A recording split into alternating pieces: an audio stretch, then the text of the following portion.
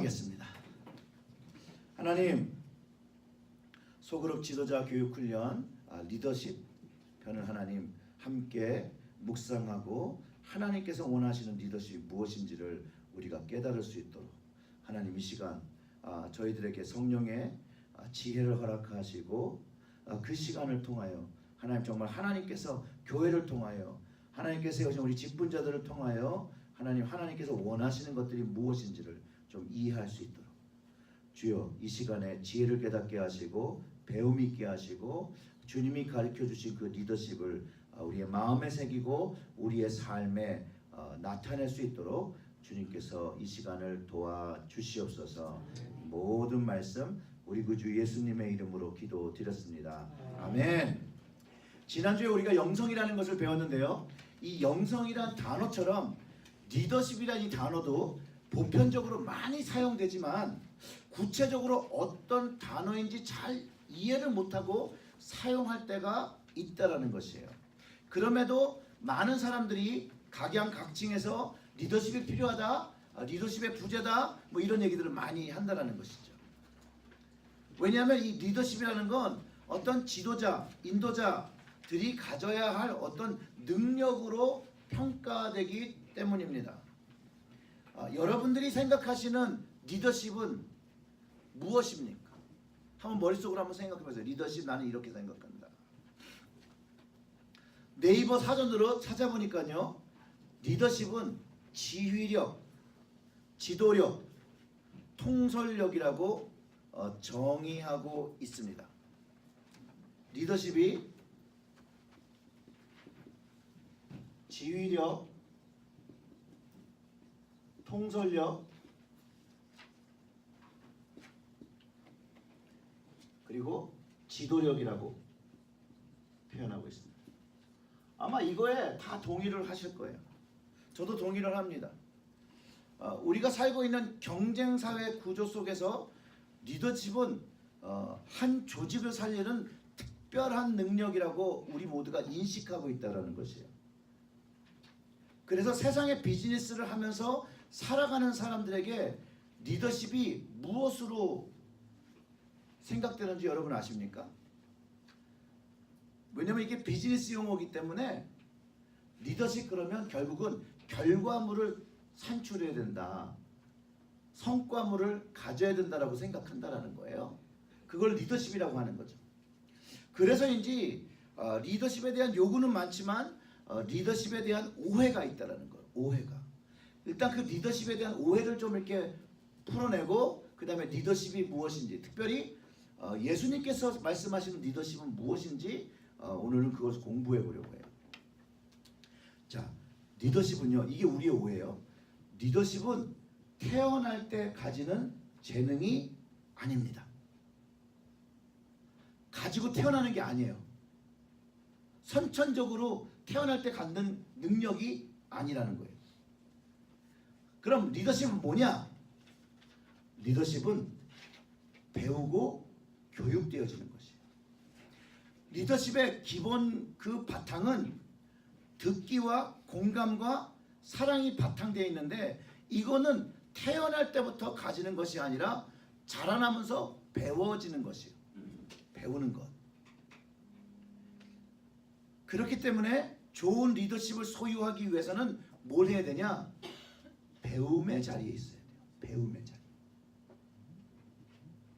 좋은 리더십을 소유하기 위해서 배우는 자리에 있어야 되고, 그 자리를 성실하게 팔로워가 되어질 때 그것이 적용되어지고 습득되어지고 결국 나중에 이끌어가는 지도자의 자리에 생길 때 거기에서 그 리더십을 발휘하기 시작한다는 거예요. 그러니까 리더십은 배움이 있어야 발휘할 수 있는 것이라는 거예요. 그리고 난 후에 내가 어떻게 배우고 어떻게 활용한 거에 따라 그 결과와 성과를 얻는 것이라는 거예요. 그러니까 리더십을 가지기 위해서 뭐 해야 되는 거예요? 열심히 배우고 열심히 공부하고 그거를 적용해야 된다는 거예요. 공부하지 않고 배우지 않고는 리더십이 생길 수 없다라는 거예요. 두 번째, 리더십에 대한 오해는 그 영어로 하면 카리스마고요. 우리나라 말로 하면 카리스마인데 리더십이 아닙니다. 카리스마는 리더십이 아니에요. 많은 분들은 리더십 그러면 야 카리스마가 있어야지 이렇게 얘기를 하거든요. 근데 이거는 리더십이 아닙니다. 언어적으로 카리스마는 선물이라는 뜻입니다. gift. 그럼 이렇게 생각해 보세요. 이 천부적인 재능, 그 기프트를 만약 음악 하시는 분을 생각해 보고 음악의 천부적인 하늘의 재능을 가진 사람이 있는데 이거를 카리스마라고 얘기해요. 그런데 음악을 천부적으로 연주하는 사람에게 리더십이 있다고 말하지 않잖아요. 그렇죠? 그래서 카리스마는 리더십이 아니에요. 그리고 카리스마 하면 우리가 떠올리는 그 모습인데 아주 위협적이면서 절대적인 군주의 모습. 이런 걸 카리스마 막 이렇게 사람들은 막 몰아갈 것 같은. 그런데 요즘 세상 21세기에서는 이런 리더십의 유형은 많이 존경받지 못하는 유형으로 시대가 변화가고 있다는 거예요. 리더십은 또 다른 리더십의 오해. 리더십은 물질적 성장과 결과, 성과주의보다는 사실상 리더십은 질적 향상과 성숙에 초점이 맞춰져 있다는 거예요. 근데 우리는 리더십 그러면 결과, 성과에 영향력을 미치는 사람이라고 생각한다는 거예요. 근데 그렇지 않다는 거예요. 그런데 많은 분들이 리더십을 왜 배우냐 할 때 이게 비즈니스 컨셉이기 때문에 돈 많이 벌려고 성공하려고 그거의 기초가 리더십이다. 궁극적인 결과의 성장을 위해서라고 말합니다. 그런데 이것도 사실은 오해예요. 경영의 철학 목표가 여러분 뭔지 아십니까? 여기 경영 전공하신 분이 계십니까? 저밖에 없군요. 이제 안심하고 얘기해도 되겠습니다. 경영학에서 경영의 철학 목표는요. 돈을 많이 버는 것이 아니에요. 많은 회사를 견고하게 세우는 것이 아니에요. 저도 사실은 학생 때 배우고 깜짝 놀랐는데요. 경영의 철학 목표는 모든 사람이 행복해지는 거예요. 놀랍지 않습니까? 저는 우리 교수님이 그 얘기할 때 제 눈을 의심했어요. 경영학 배우고 이러는 것들이 돈 잘 벌고 잘 먹고 잘 살려고 경영을 배우는 줄 알았는데 그 목적 자체가 달랐다는 거예요. 자, 삼성 대단한 기업이죠? 삼성 경영의 철학과 목표가 뭔지 여러분 혹시 들어보신 적 있어요? 제가 읽어드릴게요. 인재와 기술을 바탕으로 최고의 제품과 서비스를 창출하여 인류 사회에 공헌하는 것이. 놀랍지 않습니까? 삼성은 돈 버는 게 목적인 거라고 생각을 했을 수 있잖아요, 저희들이. 근데 정말 이들이 추구하는 그 목표는 인류 사회에 공헌하는 거예요. 삼성전자가 추구하는 궁극적인 목표예요. 애플사의 그 CEO 론 존슨은요 이렇게 얘기해요. 애플의 고객 서비스에서 가장 중요한 요소는 판매를 목표로 하지 않는다는 점이라. 놀랍지 않습니까? 기계 팔아야 될 세일즈 퍼슨들이 그게 목적이 아니에요. 그 대신 고객과 우호적인 관계를 맺고 고객을 행복하게 하는 일에 집중한다. 이게 그 CEO의 말이에요. 그래서 애플이 APPL이잖아요. 그 첫 글자를 따서 애플사 직원 교육을 합니다. 그래서 애플사 직원 교육의 매뉴얼에 A. Approach customer with personalized warm welcome.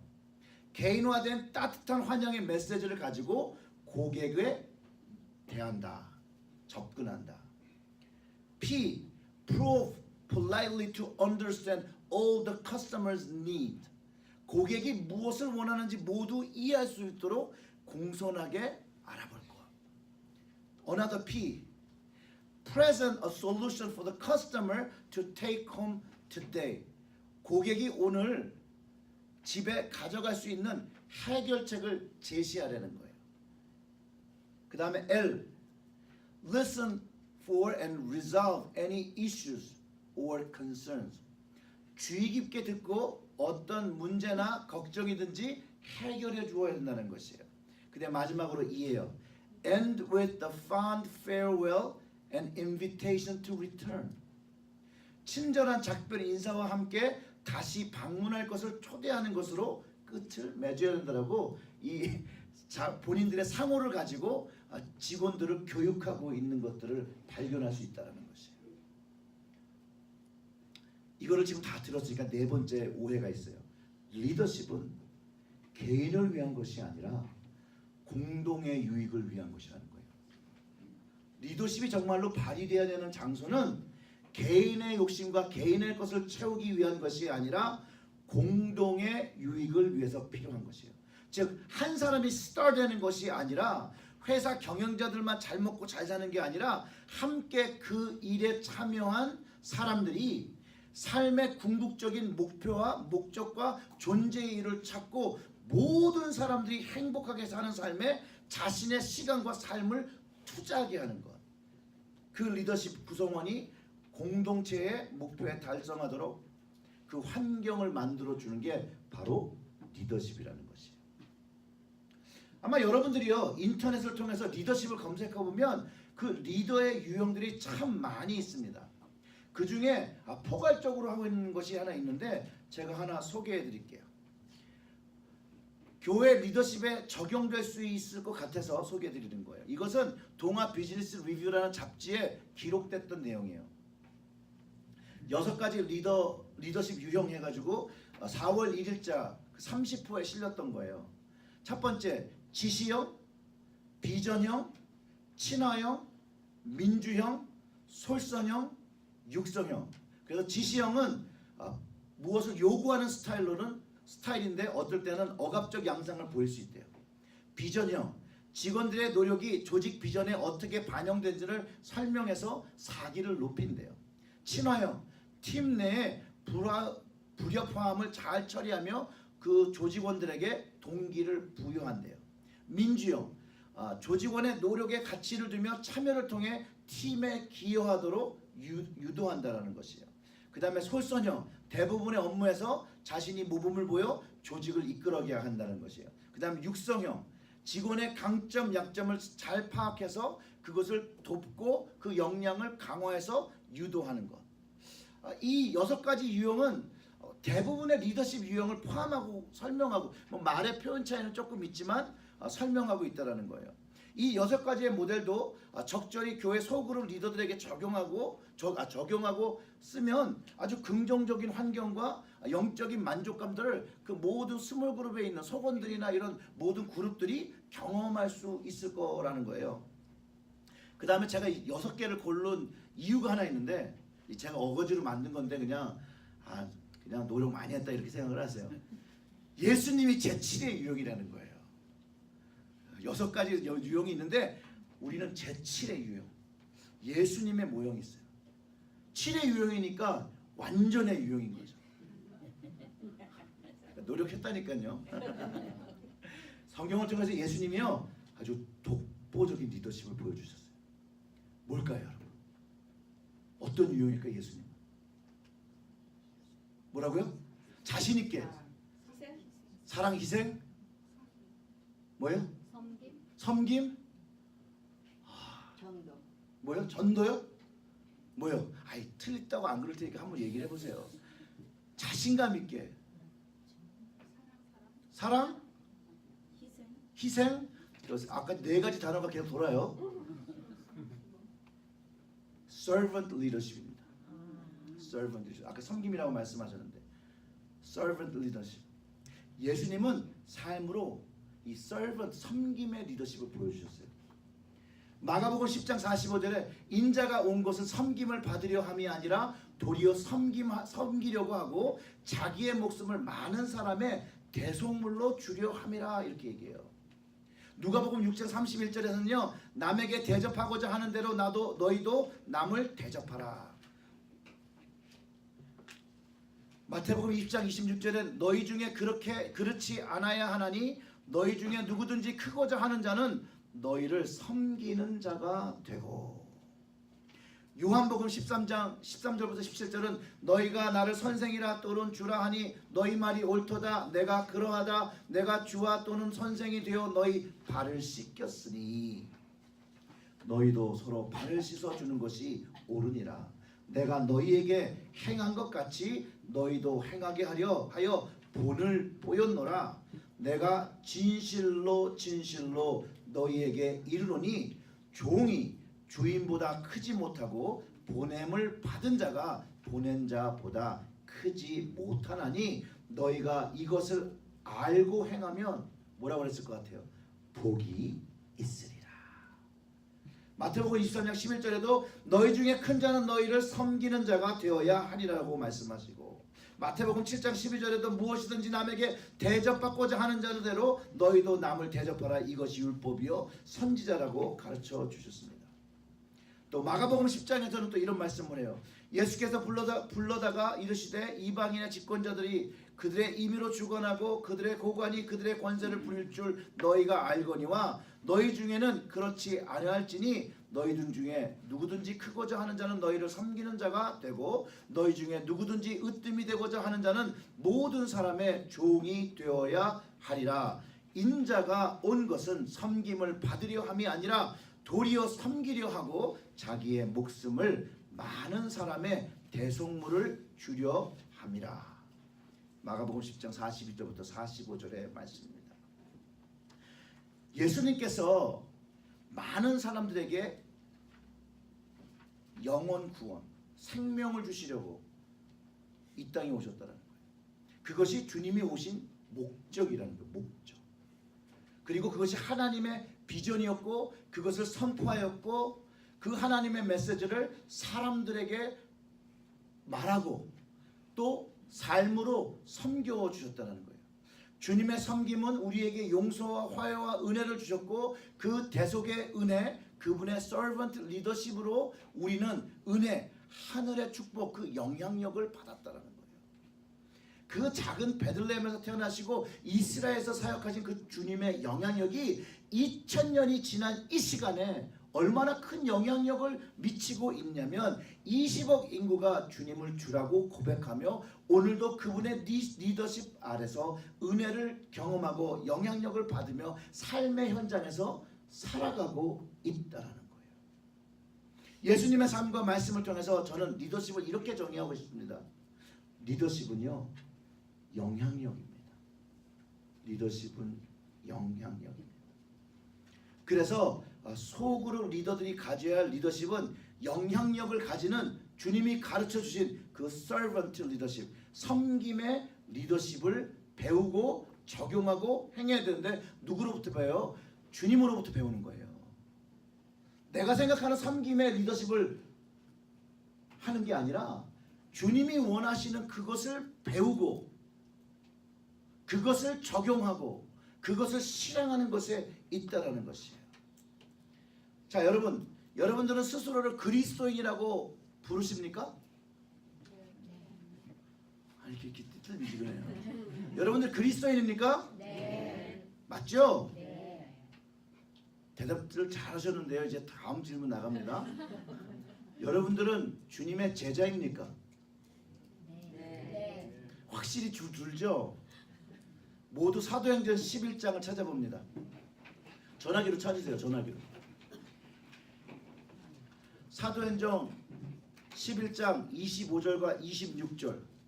거기에 배경의 내용은 이렇습니다. 스데반이 순교한 뒤에 예수님을 쫓는 사람들이 흩어져 가지고 베니게와 구브로와 안드옥으로 막 퍼져나갑니다. 그리고 그곳에서 주님의 도를 전했다고 성경에 기록하고 있으니까 주님의 그 복음을 전파했다라는 것이에요. 그 후에 그 중에 그 안디옥에 바나바가 사울을 데리고 가서 주님의 도를 지었는데 거기서 큰 무리를 가르쳤다고 하는 것이 이제 저희가 읽으려고 하는 그 구절의 그 배경이에요. 자, 25절과 26절을 우리 다 같이 읽어보겠습니다.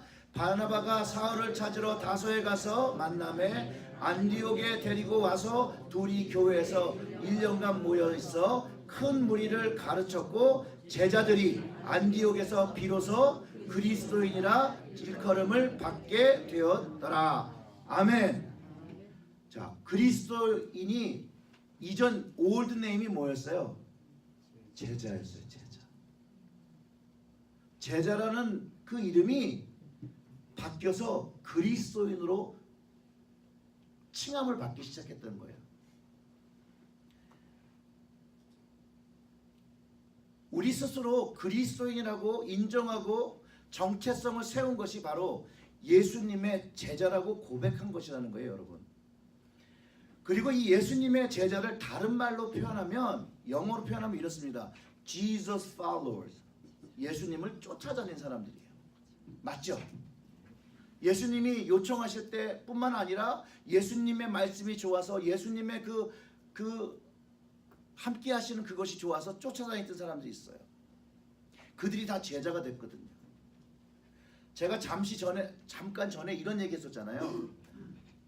좋은 팔로워는 좋은 리더가 될 수 있는 소양이 있다고 얘기했잖아요. 주님의 제자는 좋은 섬김의 리더십을 가지고 리더가 될 수 있다는 거예요. 실제로 제자들이 그렇게 했고요. 즉 그리스도인들은 예수님의 팔로워들라는 거예요. 팔로워. 예수님의 말씀을 팔로우해야 되고요. 예수님의 가르침을 팔로우해야 되고요. 예수님이 사셨던 그 삶을 닮아서 팔로우해야 된다는 거예요. 이것이 바로 세상과 구분되어지는 거룩함이라는 거예요. 여러분, 거룩함이 어려운 말이 아니에요. 예수님이 사시고 예수님이 말씀하신 것을 팔로우하며 사는 것이 세상과 구분되어지는 거룩함인 것을 여러분 기억하시기를 주님의 이름으로 축원합니다. 그렇지 않아요? 예수님이 하신 말씀에 따라 살고 예수님이 하신 그 마음을 가지고 예수님이 하셨던 그 일들을 감당하고 살아간다면 어떻게 우리가 거룩한 모습으로 변하지 않을 수가 있겠어요? 당연한 것이죠. 그런데 세상 사람들은 예수님을 쫓지 않은 사람이 더 많아요. 예수님이 있던 시절에도 예수님이 말씀하시고 예수님이 기적을 보이시고 예수님이 모든 것에도 예수님을 쫓지 않던 사람들이 있었습니다. 그 중에 무리는요, 예수님을 죽이려고 계획하고 거짓을 꾸미고 노력했던 사람들도 있었죠. 여러분, 간디 잘 아시죠? 간디가 이렇게 얘기한 적이 있어요.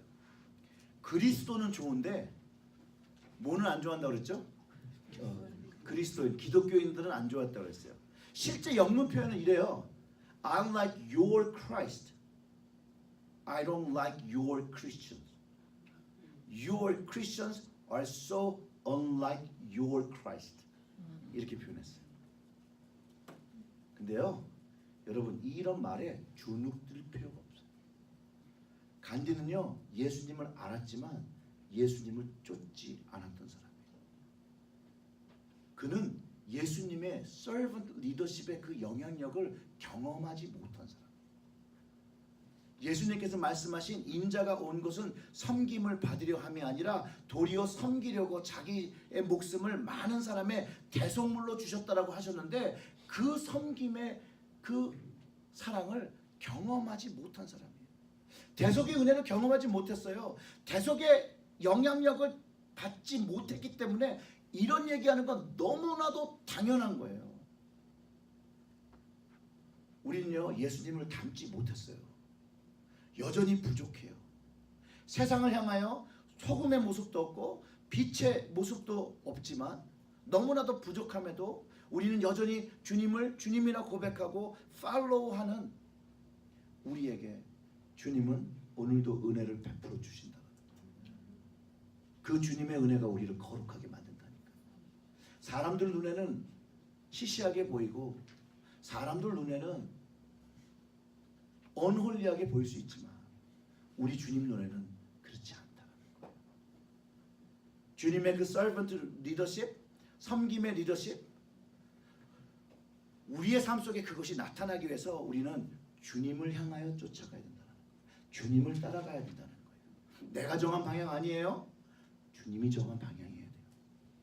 이 방향을 향해서 따라가고 이 길로 함께 가자고 주변 사람들과 관계를 맺으며 살면서 살아가는 것, 그거의 통로가 되어지는 것, 이것이 바로 소그룹 지도자들의 리더십이 되어야 되고, 우리는 그 리더십을 서번트 리더십이라고 부르는 것이에요. 자, 제가 이제 질문할게요.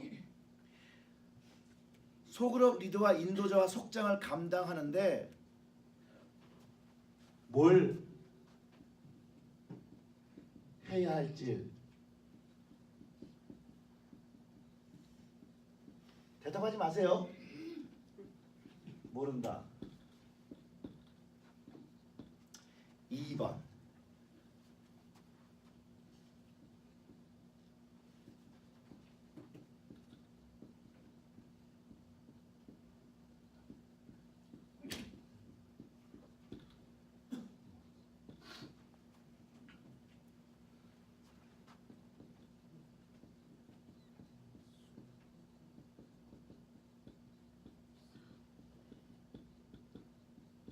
대답 안 하셔도 돼요. 4번째. 왜요, 왜?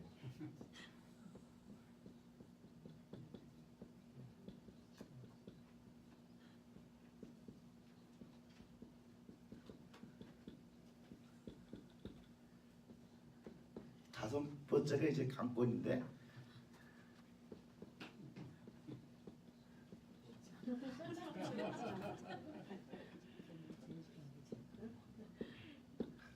자, 여러분 중에 이 5개 중에 어느 겁니까?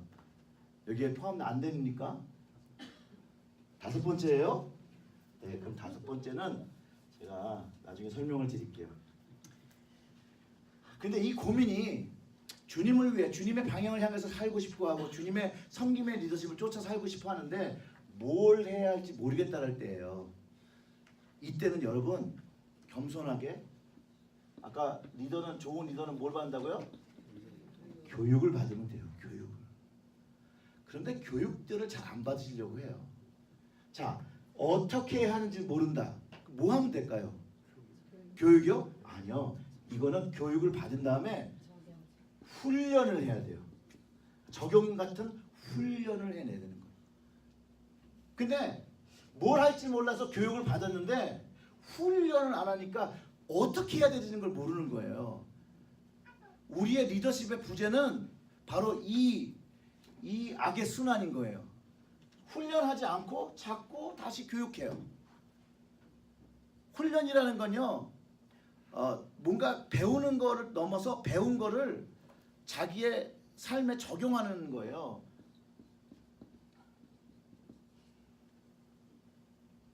할 수 없을 것 같다는, 왜 그럴까요? 왜 이런 결론을 이룰까요, 여러분? 교육됐어요. 훈련도 받는데 여전히 뭐가 힘든 거예요. 이때는 뭐가 필요할까요? 네? 기도가 필요해요? 뭐가 필요할까요? 이때부터는 코칭이 필요합니다. 개인 코치가 필요한 거예요. 소그룹 리더로 세울 수 있는 코치들이 필요한 거예요. 사실은 이런 코칭의 룰이 어떤 분들이 하셔야 되냐면, 인도자 슬래시 우리 교구장님들이 이 일을 감당해주는 리더십이 돼야겠죠. 자, 그리고 코칭까지 하는데 뭐 교육도 받고 훈련도 받고 코칭도 받았는데 왜 해야 되는 거야? 왜 그런 거예요? 왜 그런 거예요? 왜 해야 되는지 모르는 거예요. 스스로에게 비전이 없는 거예요.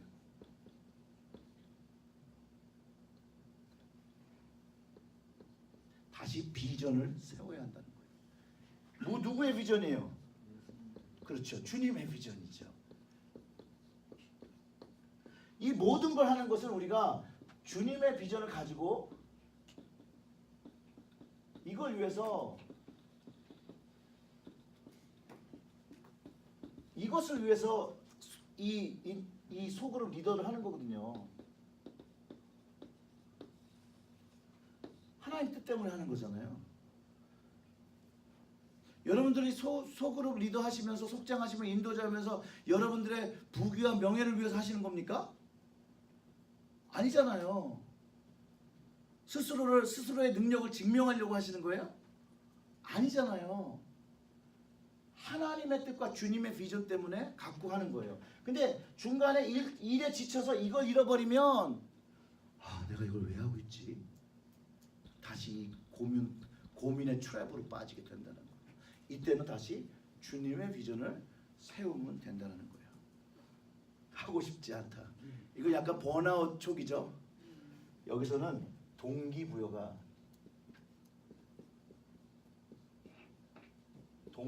필요합니다. 동기부여는 어떻게 받을까요, 여러분? 동기부여는 어떻게 받을까요?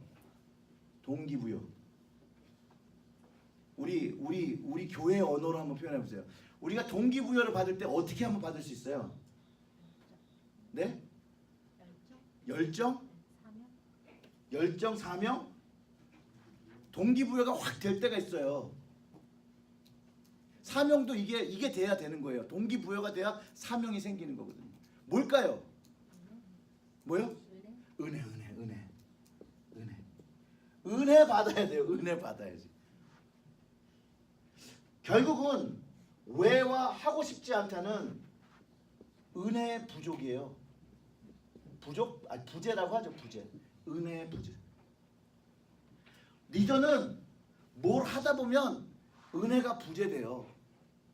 왜냐하면 사람들이 내 마음 같지 않거든요. 어렵게 하거든요. 아무튼 그 예전에 그 돌아가신 대통령님 성함 어떻게 되죠? 노무현 대통령님, 그분이 대통령 하신 다음에 그러셨다면서요. 대통령도 더러워서 못 해먹겠다고. 예전에는 대통령 하는 게 꿈이셨는데 막상 하고 나니까 정말 더럽게 하기 어렵다고. 내 맘대로 되는 거 하나도 없고 그랬다라는 거거든요. 대통령도 그런데 소그룹 지도자와 인도자와 속장은 더 힘들어요. 그래서 우리가 정말로 선한, 하나님 보시기에 선한 그 섬김의 리더십을 가진 소그룹 리더나 인도자와 속장이 되기 위해서는 우리가 몇 가지 우리의 마음의 자세와 저게 있어야 돼요. 근데 그게 뭐냐면 첫 번째는 하나님을 경외함이 있어야 돼요. 하나님을 경외함.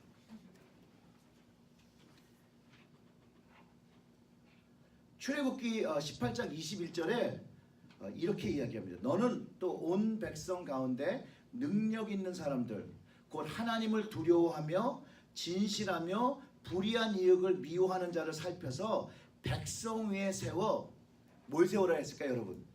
천부장, 백부장, 50부장, 10부장을 삼으라고 그랬어요. 여러분들이요, 우리 교회를 위해서 하나님이 세우신 10부장과 50부장과 100부장의 세움을 받은 직분자라는 것이에요. 그런데 그 사람을 세우는데 첫 번째 조건이 뭐였냐면 하나님을 두려워하고 진실하고 불의한 이익을 미워하는 자였다라는 거예요.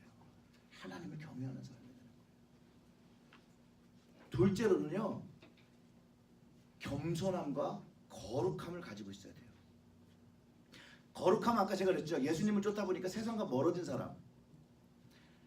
빌립보서 2장 3절에 아무 일에든지 다툼이나 허영으로 하지 말고 오직 겸손한 마음으로 각각 자기보다 남을 낮게 여기고, 이 낮게가 아니에요.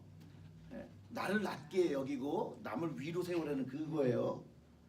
그 다음에 디모데후서 3장 2절에 사람들이 자기를 사랑하며 돈을 사랑하며 자랑하며 교만하며 비방하며 부모를 거역하며 감사하지 아니하며 거룩하지 아니하며 라고 하는 거에 모든 반대를 하시면 된다는 거죠.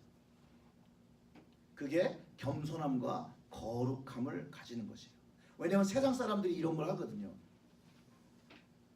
그런데 우리가 찔리는 부분은 우리는 세상 사람이 아니라 거룩한 백성인데도 불구하고 제가 디모데후서 3장 2절 읽어드린 것 중에 내가 좋아하는 것들이 담겨 있다라는 거예요. 그래서 세 번째로는 그게 다 마음에 있는 거잖아요. 마음에. 그러니까 마음을 어떻게 해야 되는 거예요? 마음을 지켜야 하는 거예요. 제가 그 영성편에서 말씀드렸죠. 모든 질문의 답은 하나님의 말씀으로 찾아서 답변해 주시는 훈련들을 여러분들이 하셔야 되는 거예요. 잠언에 그런 말씀 있죠. 4장 23절에 모든 지킬 만한 것 중에 더욱 내 마음을 지키라. 생명의 근원이 이에서 남이라. 우리는요, 우리의 마음을 지키기 위해서 주님의 말씀으로, 주님의 삶의 모습으로 우리의 마음들을 다 채워 넣어야 된다는 거예요. 그럴 때 주님의 삶의 모습이 내 마음에 있으니 세상 것들을 멀리하고 주님이 우리를 보게 하시는 그 거룩한 방향으로 우리를 나아가게 한다는 거예요. 근데 우리가 마음을 잘 지키지 못하는 이유가 있어요. 왜 그럴까요, 여러분? 마음이 싱숭생숭할 때 언제 싱숭생숭하죠? 봄에요? 가을에요? 언제 싱숭생숭하세요? 염려가 생길 때 우리의 마음은 흔들리기 시작합니다. 그래서 모든 염려를 주님께 맡겨야 합니다. 너희 염려를 다 주께 맡기라. 이는 그가 너희를 돌보심이라. 베드로전서 5장 7절의 말씀이에요. 또 다른 말씀으로 염려를 이길 수 있는 건 내게 능력 주시는 자 안에서 내가 모든 것을 할 수 있다라는 빌립보서 4장 13절의 말씀도 우리가 염려를 주님께 맡길 수 있는 그런 말씀이기도 합니다. 그 다음에 다섯 번째가 자신에게 맡겨진 사람들을 돌봐야 한다는 거예요. 빌립보서 2장 4절의 말씀이 각각 자기 일을 돌보뿐더러 또한 각각 다른 사람들의 일을 돌보아 나의 기쁨을 충만하게 하라. 리더들은 자기의 삶도 바쁘죠. 여러분들 여러분 삶 다 바쁜 거 알죠. 예. 그렇지만 하나님께서 우리를 부르신 그 뜻 안에 그 영원 구원이라는 그 하나님의 뜻 안에는 우리가 우리의 삶만 열심히 하고 살아가는 것으로 충분하지 않다라고 얘기한다는 거죠. 우리의 삶도 열심히 살지만 하나님께서 구원하시기 원하는 사람들의 삶을 돌봐서 그들도 하나님의 말씀을 듣고 구원을 얻을 수 있게 해주라는 것이에요. 여섯 번째는 그렇기 때문에 선을 행하고 근데 선을 행하고 포기하면 안 돼요. 우리가 선을 행하다가 자꾸 포기한다는 거죠. 선을 행하고 포기하지 말고 말과 행실과 사랑과 믿음과 정절에 본이 되어야 한다는 것이에요. 갈라디아서 6장 9절의 말씀 우리가 선을 행하되 낙심하지 말지니 포기하지 아니하면 때가 이름에 거두리라. 제가 오늘 이 강의 끝난 다음에 이거 다 보내드릴 테니까요. 걱정하지 마시고 놓치면 놓친 대로 넘어가세요. 디모데전서 4장 12절 누구든지 내 연수함을 업신여기지 못하게 하고 오직 말과 행실과 사랑과 믿음과 정절에 있어 믿는 자에게 본이 되라고 하고 있습니다. 그러니까 소그룹 지도자의 그 사람은 나이가 연수해도 상관이 없다는 거예요. 나이가 관련 있는 게 뭐가 중요하다라는 거예요. 그 사람의 말과 행실과 사랑과 믿음과 그 정절이 믿는 자들에게 본이 되어야 한다는 거예요. 너무너무 중요한 거예요. 그리고 일곱 번째, 이 마지막이에요. 제가 77로 아까 묶어서 그냥 7로 계속. 일곱 번째는요. 이게 좀 어려운 거긴 한데요. 옳은 것과 아닌 것을 구분하며 하나님의 옳은 것을 행하는 행함이 있어야 돼요. 근데 그거를 사랑으로 해야 되는 거예요. 사랑으로. 마태복음 5장 37절에 오직 너희 말은 옳다 옳다 아니라 아니라 하라. 이는 이에서 지나가는 것은 악으로부터 나느니라. 옳은 것을 옳다고 얘기하고 아닌 것을 아니라고 말하는 것을 겸손과 사랑을 담아서 이야기해야 한다는 것이죠. 정죄의 말로 하는 것이 아니라 사랑을 담아서 이건 정말로 하나님이 기뻐하시지 않는 옳은 것이 아닙니다. 이것은 하나님이 정말 기뻐하시는 것입니다 라고 이야기할 수 있어야 한다는 거예요.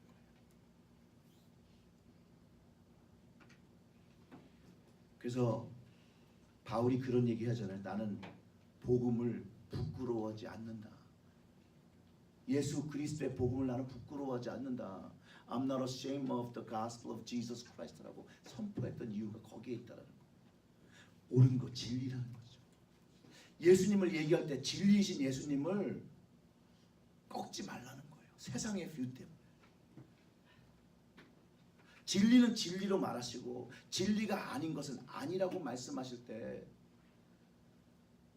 물론 그것이 그냥 그 사랑하는 마음이 없으면 안 돼요. 그 영혼을 사랑하는 마음에서 할 때 그 듣는 사람이 정말 기회를 얻어서 영적인 도전을 갖고 그 마음이 바꿀 수 있는 복음에 대한 기회를 얻을 수 있다는 거예요. 우리 예전에 그런 말씀 있잖아요. 눈은 눈으로, 이는 이로, 손은 손로, 발은 발로. 모든 문제를 폭력으로 풀면 안 되죠. 주님은 용서를 바라신다는 거죠. 섬김의 리더십의 그 방법은 용서로, 사랑으로. 그러나 로마서 12장 21절의 말씀은요, 악에게는 지지 말래요. 악을 받아들이라는 것이 아니에요. 악을 허용하라는 것이 아니에요. 악에 지지 말고 선을 악으로 이기라는 것이에요. 악에 대해서 악을 뭐 어떻게 하는 게 아니라 내가 더 많은 선을 해서 한 주님이 하셨던 그 선을 함으로 인해서 그 악을 누르라는 것이에요. 마치 어둠이 빛을 이기지 못하는 것과 같은 동일한 이치를 가지고 이야기하셨다라는 거예요. 이제 다시 리더들의 그 목적을 좀 다시 좀 생각해 보면, 여러분 주님의 목적은 무엇입니까? 주님이 이 땅에 오신 목적이 뭐예요? 큰 소리로 영혼 구원. 자, 이제부터 목적 그러면 영혼 구원이에요. 주님이 이 땅에 오신 목적은 뭡니까? 영혼 구원. 이 영혼 구원에 대해서 주님이 어떤 리더십을 보여주시고 가르쳐 주셨죠? 섬김의 리더십. 자, 그럼 이제 답은 다 아시는 거예요. 그럼 교회가 이 땅에 세워졌을 때 목적은 무엇입니까? 영혼 구원이에요. 맞습니다. 교회가 영향력을 가졌을 때 생명력이 막 퍼져나갔죠. 바로 교회가 주님의 그 servant 리더십, 섬김의 리더십을 발휘할 때 교회는 진짜 이 땅에서 영향력을 끼쳤다라는 거예요. 이스라엘에서 시작된 그 복음의 시작으로 2000년 동안 정말로 많은 영향력들을 끼쳐왔고, 그 중에 한 부분 그 영향력을 받은 사람이, 자 우리 다 같이 해봅시다. 자예요. 나예요. 나만 영향력 받은 거예요, 여러분? 여러분 아니에요? 주님의 영향력이 그렇게, 내가 항상 얘기하는 것 중에 정말 창피한 게, 아니 어디 가서 맛있는 짜장면 드신 거는 그렇게들 얘기를 하시는데 주님께서 내 생명을 구하신 그 영향력에 대해서는 뭐 이렇게 뜨뜻미지근해요. 주님의 그 섬김의 영향 누가 받았어요? 내가 받았다는 거예요. 내가 대속의 은혜를 입었잖아요. 대속의 은혜를. 그런데 진짜 이 복음이 들어간 나라마다요, 여러분, 그 나라들이 축복을 받았어요. 하나님의 축복을 경험하고 하나님의 은혜를 경험하면서요, 정말로 더 평등한 나라로 회복됐어요. 예수님을 유대인들이 놀릴 때 뭐라고 놀렸냐면요, 사람들이 있을 때 예수님은 가난한 자와 과부와 고아와 세리와 창녀와 죄인들의 친구라고 하셨거든요. 예수님의 복음은요, 사회에서, 세상에서 눌린 자들을 먼저 위로하신다라는 거예요. 부자도 사랑하세요. 하지만 어렵고 힘든 사람부터 변화시키셨어요. 이게 좀 오래돼가지고 여러분들이 그 기억을 하시는지 모르겠지만 그게 한 10년 됐을 거예요. 그 SBS에서 뭐 드라마를 하나 했는데, 이 외정 시대 때 그 한 외국 선교사님이 들어오시면서 같이 이제 의술이 들어오는 통로를 그린 드라마가 있었어요. 근데 그 주인공이 누구냐면 백정의 아들이에요. 백정의 아들. 그 당시 여러분들 백정이 어떻게 취급받았는지 알죠? 그 동네 못 들어오고 끝에 따로 서로 살고 이름도 없었다고 하죠. 이 백정 출신의 이야기예요. 그런데 이분이 이제 의사가 되죠. 근데 의사가 되는 이유가 뭐냐면 그 우리는 유교 사상 때문에 살을 가르거나 이런 것들이 금지됐던 시대에서 오직 그 수술을 배울 수 있었던 사람이 누구요? 백정. 그래서 이 백정의 아들이 의사가 돼요. 이거는 진짜 한국 그 선교사의 실화입니다. 그 다음에 또 외국 문물이 들어왔어요. 그럼 뭐가 중요해졌을까요? 공부하는 거예요? 네, 공부도 선교사님들이 많이 세웠어요. 근데 이 백정들에게 유익이 된 게 뭐냐면 서양 문물이 들어오면서 구두를 신기 시작했어요. 서양 문물들이 들어오면서 가죽백들이 만들어지기 시작했어요. 가죽을 제일 많이 가지고 있던 사람 누구예요? 진짜예요. 이게 웃을 일이 아니에요. 그래서 피혁 제품의 회사의 그 재벌들의 그 뿌리를 쭉 따라 나가면 기독교인, 백정이라는 기독교인이라는 거예요. 기독교인. 왜냐하면 사람 취급을 못하는 사람들, 그리고 이 외국 사람들은 이렇게 잘 안 만나줘서 만나려고 간 데가 여러분 백정의 집이었다는 거예요. 백정의 집이었어요. 그래서 그리고 또 이제 예배를 드리면 남녀가 유별했잖아요. 그래서 이렇게 발을 치고 예배를 드리고 그랬다고 해요. 그런 문화도 굉장히 했지만 결국 근데 무엇 때문에 그런 일들을 했냐면요. 이 주님의 비전, 정말로 그 땅에서 아무도 취급하지 않고 관심 가져주지 않는 사람에게 물어본 거예요. 그 얼마나 놀라워요. 백정으로 살아가면서 한 번도 자기의 안부를 안 물어보주는 그런 거에 살다가 갑자기 그 파란 눈 노란 머리에 선교사님이 와서 How are you? 어떻게 지내세요? 그 인사부터가 감동이었을 거예요. 인사부터가.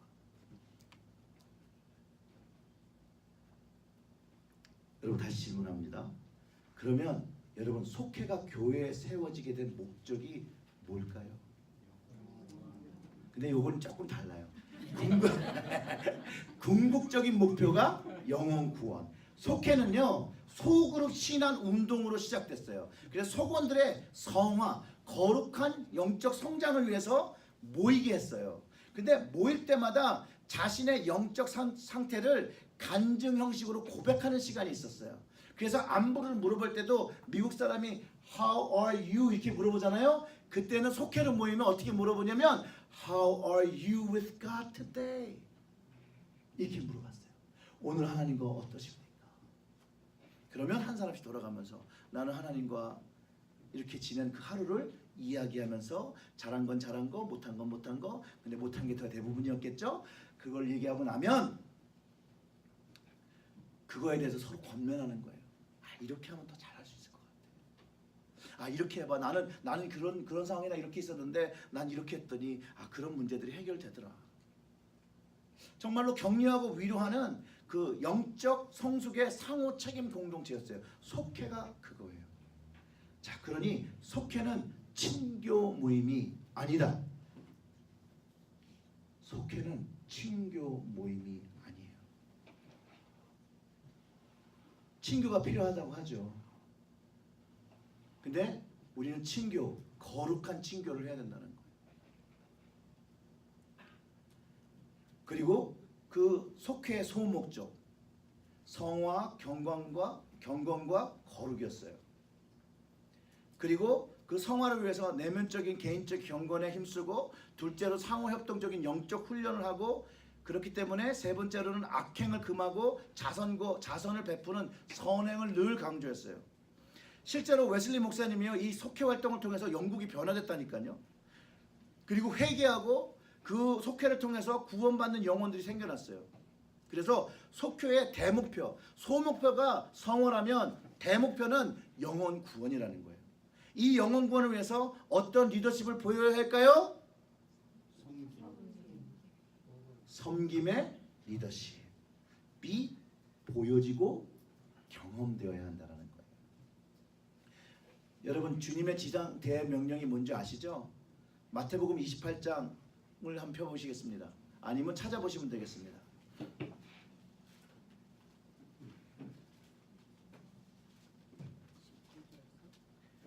네, 19절에서 20절.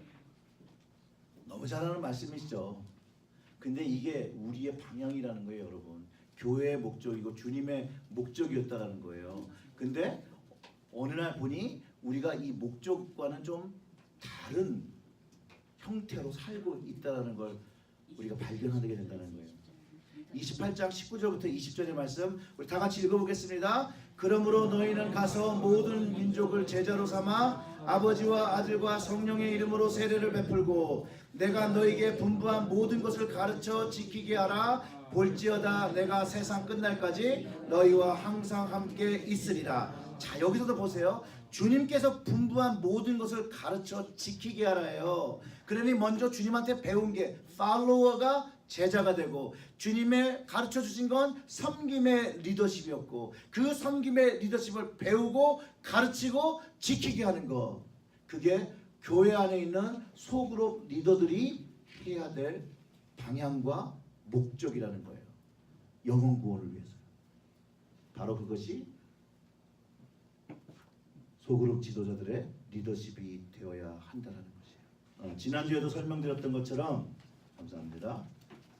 이거는 이제 앞으로 우리 교회에 새로 등록하시고 오시는 분들은 모두 다 교육받게 되는데요.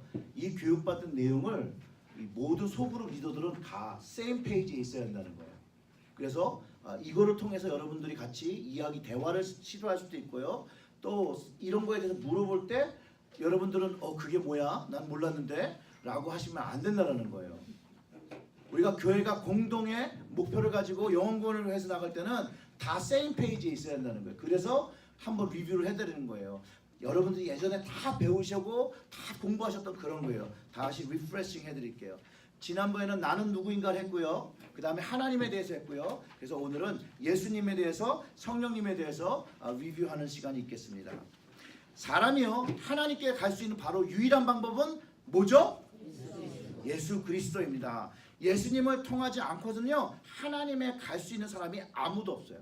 새로운 생명, 영원한 생명을 얻는 구원의 길인 예수님을 우리가 소개해 드리는 거예요. 속해 여러분 있다 보시면 예수님이 누군지 모르는 분들이 가끔 들어올 때 있잖아요. 그럴 때 여러분들이 또 이런 거를 통해서 같이 가르쳐 주시고 같이 이야기해 주시고 설명해 주시면 된다는 거예요. 예수님의 이름의 뜻이 뭘까요? 마태복음 1장 22절에 뭐죠? 그들의 죄를 구원할 자이심이라고 얘기하고 있죠. 이거 너무나도 잘 아시는 거죠. 예수님의 다른 이름 표현 뭐죠? 메시아, 하나님의 아들, 위대한 선생, 하나님의 어린 양, 친구, 인자, 임마누엘, 말씀, 빛, 생명, 사랑. 근데 거기서 갑자기 새로 오신 분이 그런데 임마누엘은 뭐예요? 그럼 뭐라고 대답하시겠어요? 하나님께서 우리와 함께 하신다는 뜻이죠. 자, 예수님은 어떻게 이 땅에 태어나셨습니까? 예수님의 출생은 보통 인간의 출생과 근본적으로 다를 수밖에 없습니다. 하나님으로 존재하시던 성자 하나님께서 하나님으로서의 신성을 그대로 보존하시면서 완전한 인간으로 태어나셔야만 하는 그런 출생이어서 예수님은 성령으로 잉태하여 동정녀 마리아에게 출생하시는 방법을 택하셨습니다. 그리고 나중에 그 마태복음의 말씀을 가르쳐 주시면 된다는 거예요. 자, 예수님이 이 세상에 오신 목적 무엇인가요? 영혼구원. 자, 그는 허물과 죄로 죽었던 너희를 살리셨도다. 허물로 죽은 우리를 그리스도와 함께 살리셨고, 도둑이 오는 것은 도둑질하고 죽이고 멸망시킨 것뿐이요 내가 온 것은 양으로 생명을 얻게 하되 더욱 풍성히 얻게 하려는 것이라. 구원이라는 것이죠. 이게 구원, 영혼구원. 그런데 이제 이런 질문들 많이 하잖아요. 뭐 자녀들도 그런 질문 하잖아요. 왜 꼭 예수님이냐? 구원의 길이 왜 꼭 오직 예수 그리스도냐? 라고 할 때 여러분들이 설명해 주실 방법은 아담 이후에 모든 사람이 죄인이기 때문에 죄가 있는 상태로 거룩하신 하나님께로 나아갈 수 없기 때문에 우리를 구원해 주실 구원자, 중보자가 반드시 있어야 되는데 유일하신 중보자, 구원자는 예수님밖에 없습니다. 왜냐하면 완전한 하나님이시며 완전한 인간이실 때만 우리를 구원할 수 있는 중보자가 되실 수 있기 때문입니다. 예수님이 성령에 잉태되신 것, 동료 마련하신 것, 이것이 완전한 하나님과 완전한 인간이 되었다는 것을 이야기하는 것입니다. 그리고 만약에 이거에 대해서 좀 더 자세히 설명하고 싶고 배우고 싶으면 수요일날 오셔서 히브리서 강해를 들으세요. 히브리서 강해가 예수님이 어떠한 역할로 중보자의 그 길에 서셨는지를 정확히 가르쳐주는 그 성경이 히브리서예요. 그러니까 좀 더 배우시고 싶은 분들은 수요일날 오시면 되겠습니다. 자, 4과 성령님은 누구이신가요? 성령은 하나님의 영, 여호와의 영, 지혜와 총명의 영, 살아계신 하나님의 영, 그리스도의 영, 예수 그리스도의 성령으로 지성과 감성과 의지를 갖고 계신 영입니다. 그래서 첫 번째 그 보혜사 성령님, 너무나도 잘 아시는 거죠. 예수님이 하나님께 구해서 주는 성령이 보혜사 성령이죠. 진리의 영이시고 위로자라고 말씀하시는 그 성령님의 위상과 속성을 나타내는 명칭, 거기에 이제 하나님의 영, 그래서 하나님의 한 삼위일체의 한 위 성령을 차지하시는데 어떤 물질이나 힘이 아니라 예수 그리스도를 믿는 우리 안에 계시고 우리와 교제하시는 인격적인 하나님이 또 성령님이시라는 거예요. 그래서 하나님의 영이라고도 표현되고 그리스도의 영이라고도 표현되고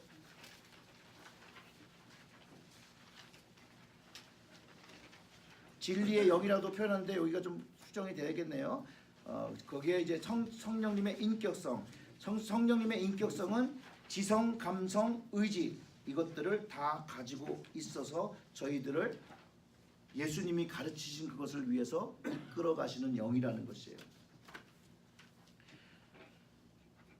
성령님이 하시는 일, 권능을 주십니다.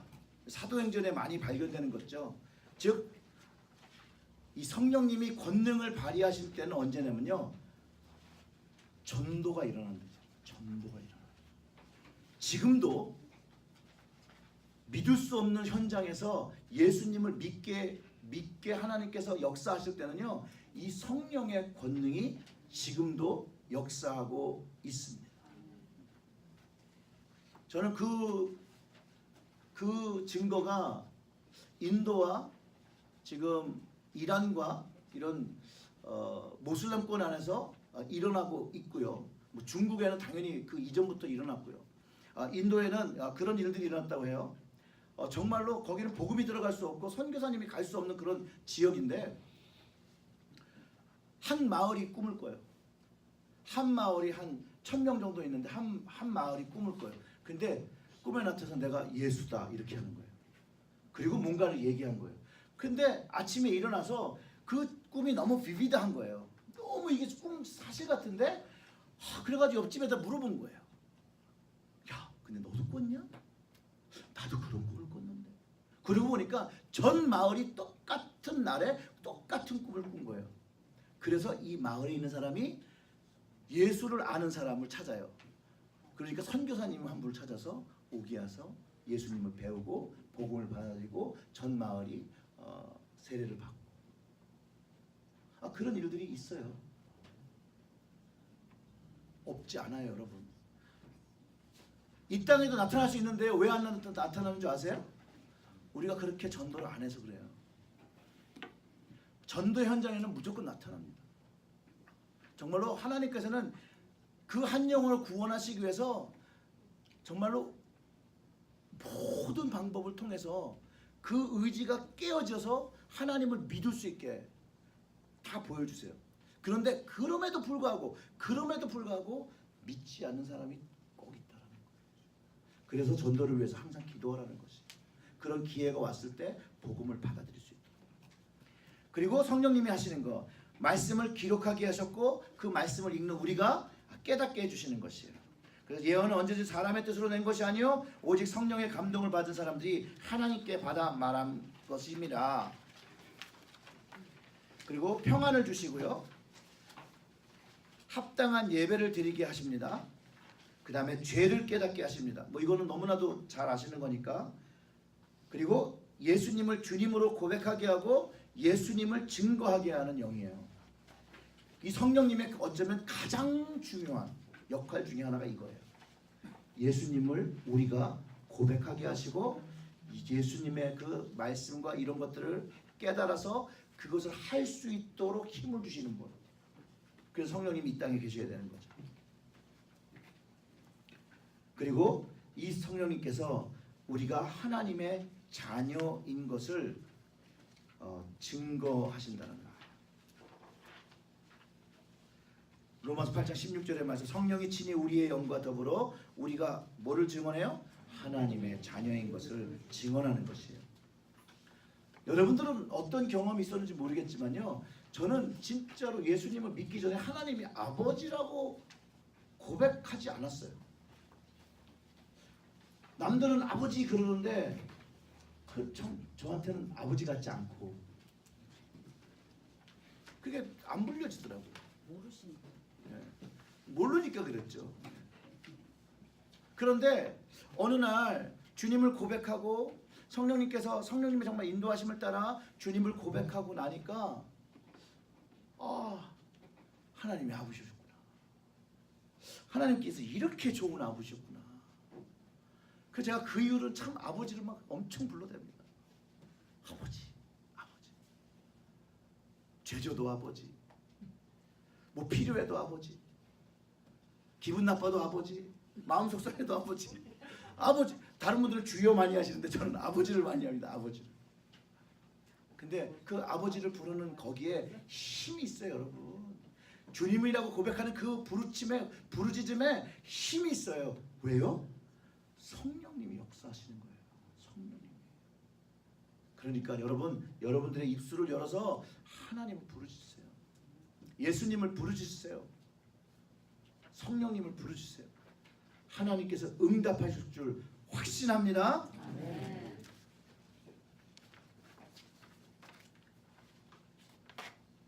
근데 왜 5가까지 있죠 이게? 5가는 다음번에. 질문 있으신가요? 이렇게 될 거예요. 1과에 참석 안 하신 분은 그냥 영상 보신 걸로 그냥 참석하신 걸로 제가 인정을 할게요. 근데 오늘부터는 참석 안 하신 분은 강의를 듣고 그 강의 제가 안을 보내드릴 거예요. 근데 제가 다 똑같은 안을 보내드리는 게 아니라 다 빼고 어디 중요한 말 들어갔는데 다 가로로 쳤어요. 가로 놓기를 해서 이름을 써서 내면 제가 강의를 참여한 것으로 카운트를 해드릴게요. 그래서 적어도 두 번 이상 빠지시면 수료는 안 되는 걸로 그렇게 정해야 좀 오시겠더라고요. 제가 이거 다 해드리니까 그냥 좀 피곤한데 그럼 안 오실 수 있으니까. 근데 실제로 강의를 듣는 것보다 여기서 배우는 게 훨씬 오래 남습니다. 그래서 오시라고 하는 거예요. 자, 우리 다 같이 기도하도록 하겠습니다. 하나님 감사합니다. 정말로 주님께서 섬김의 리더십을 보여주셨기 때문에 오늘 내가 이 자리에 서 있고 하나님의 언약을 얻었고 하나님의 능력을 받았습니다. 주님께서 우리에게 주님 보여주신 그 모습 우리의 마음에 품게 하시고 우리 각자에게 맡겨진 하나님 영혼들 하나님 돌보게 하시고 하나님의 말씀을 가르치게 하시고 하나님의 그 역사하심을 같이 나누고 같이 믿음이 성장할 수 있도록 주님께서 인도하여 주시옵소서. 오늘 이 자리에 나온 모든 우리 교회 리더들 하나님 그 가정을 축복하시고 하나님 그 속회를 축복하시고 그 교구를 축복하셔서 하나님 정말로 우리의 교회가 날마다 영혼 구원이 일어나는 교회 되어질 수 있도록 하나님 우리의 리더들을 영적으로 깨우시고 세워 주시옵소서. 이 모든 말씀 예수님의 이름으로 기도드렸습니다. 아멘. 아멘. 자, 조심히 운전해 가세요. 내일 뵙겠습니다.